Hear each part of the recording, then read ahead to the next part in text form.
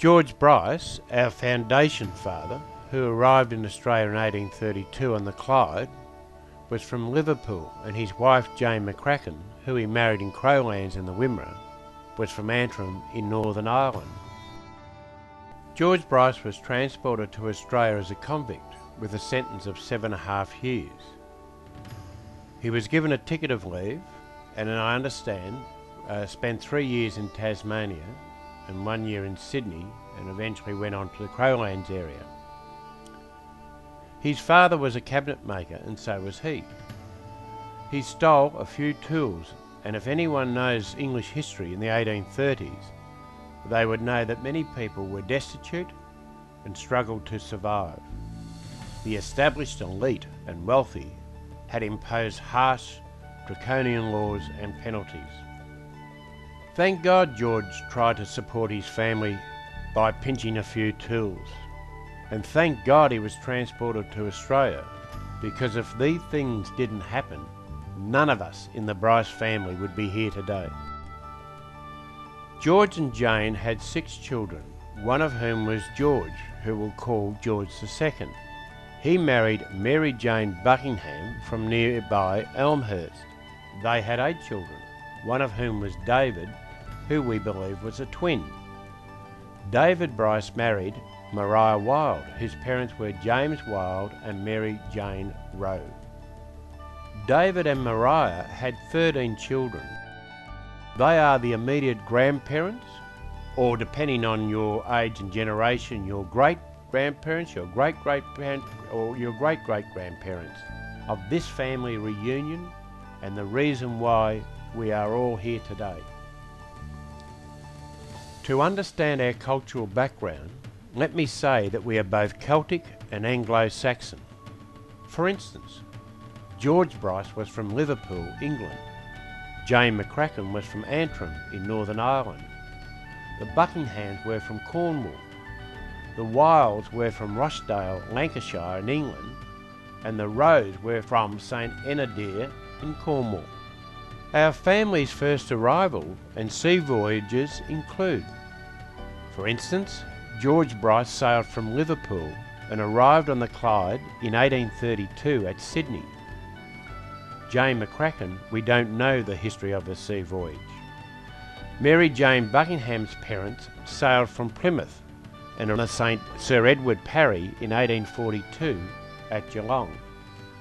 Emmanuel Wild and wife sailed from Plymouth and arrived on the Berkshire in 1842 at Geelong. Joseph Rowe sailed from Plymouth and arrived on the Labuan in 1849 at Geelong. We can only admire the courage of these people who left their homeland to sail not only on the longest journey in the world, but also one of the most perilous, sailing through the Atlantic Ocean, the Indian Ocean, the Great Southern Ocean, the Roaring Forties, and finally through the Eye of the Needle to enter Bass Strait and along the shipwrecked coast to Port Phillip Bay or on to Sydney. These people were in search of a better way of life.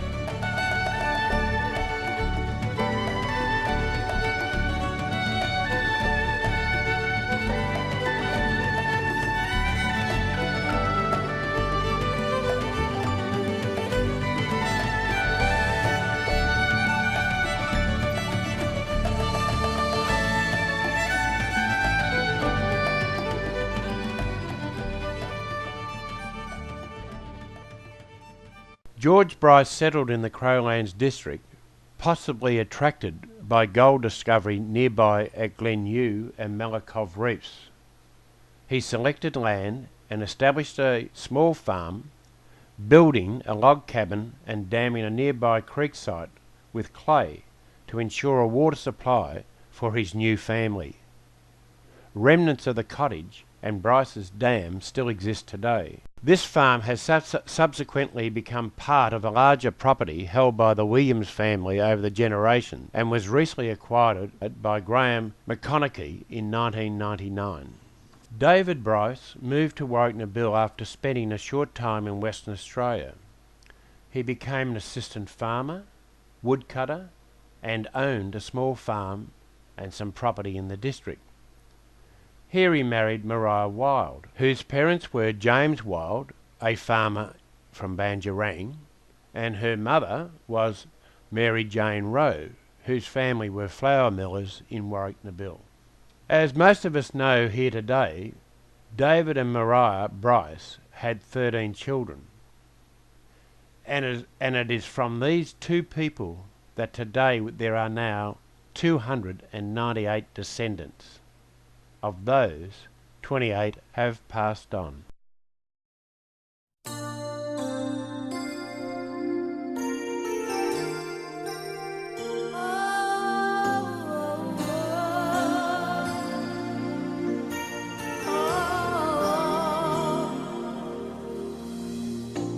It must have been cold there in my shadow to never have sunlight on your face. You were content to let me shine, that's your way. You always walked a step behind. So I was the one with all the glory, while you were the one with all the strength. A beautiful face without a name for so long. A beautiful smile to hide the pain. Did you ever know that you're my hero? And everything I would like to be. I can fly higher than an eagle. You are the wind beneath my wings.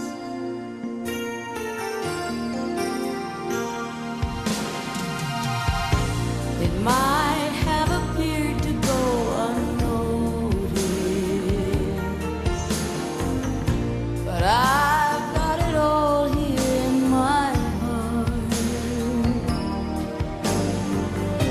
I want you to know I know the truth. Of course I know you. I would be nothing without you. Did you ever know that you're my hero? You're everything I wish I could be.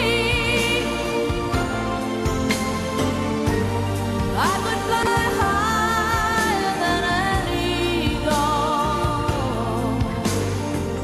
For you are the wind beneath my wings. Did I ever tell you you're my hero?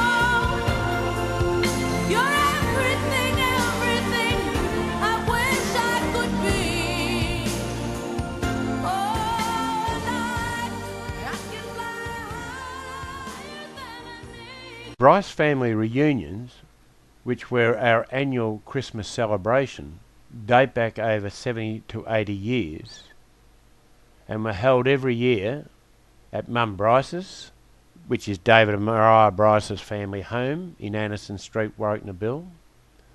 Then they were held in Beulah at Lindsay Bryce's home, then at Hosey's out on his farm at Beulah, then at Dorothy's, then at Frank Thomas's in Rainbow, and then back to Dorothy Smith's in Warwick-Nabil right through to 1985.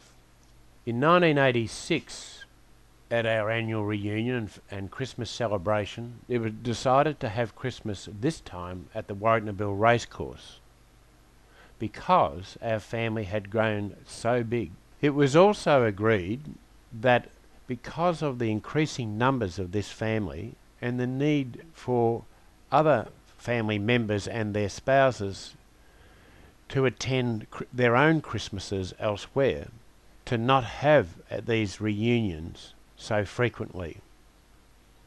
Consequently, the next family reunion was again at Warrnambool Racecourse in 1991, then in 1997 at Parkgate Resort Halls Gap, and now again, this one in 2006.